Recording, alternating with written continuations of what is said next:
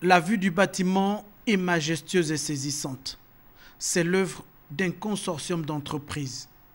Dressé sur ses 8 niveaux, le siège de la Cour constitutionnelle s'étend sur 6000 mètres carrés. Si le choix des entreprises a été effectué par des experts réunis au sein d'une commission d'attribution des marchés, la définition des objectifs, le suivi au quotidien des travaux, la sélection méticuleuse et le contrôle rigoureux des matériaux, la conception des décorations et leur mise en œuvre ont été le fait du président de la Cour constitutionnelle, qui, en plus de la coordination des différents corps de métier, présidait personnellement les réunions de chantier. La structure d'architecture romaine surplombe la ville de Libreville, avec toutes ses commodités. Comme un symbole pour le pays et ses institutions, solidement ancré dans l'esprit et la lettre de la Conférence nationale de 90, 9 colonnes se dressent de chaque côté du bâtiment. Chacune représente les 9 provinces du pays et les 9 juges constitutionnels avec les armoiries de la nation.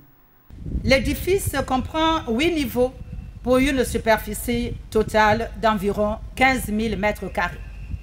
Il dispose au 6e étage d'un appartement réservé aux hôtes de marque et de 2 salles de réception qui donnent sur une magnifique terrasse ouvrant sur l'océan et dominant la ville de Libreville. Au 5e étage se trouvent les bureaux du président de l'institution, une salle d'audience d'une capacité de 80 places et les bureaux des anciens présidents de la République.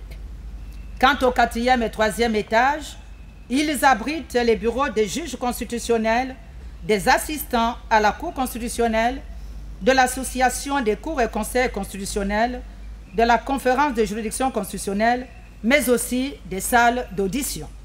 Après 22 ans de fonctionnement, la Cour constitutionnelle se dote d'un ensemble structurel ultramoderne. Au-dessus de cette salle d'audience publique de 800 places se dresse un dôme filtrant la lumière du jour. L'espace est idéal à la réflexion pour les 9 juges constitutionnels. C'est évident, le pays et ses institutions se portent bien. L'acte symbolique du chef de l'État ce jour est un acte majeur, un pas significatif vers la consolidation du processus démocratique en République gabonaise.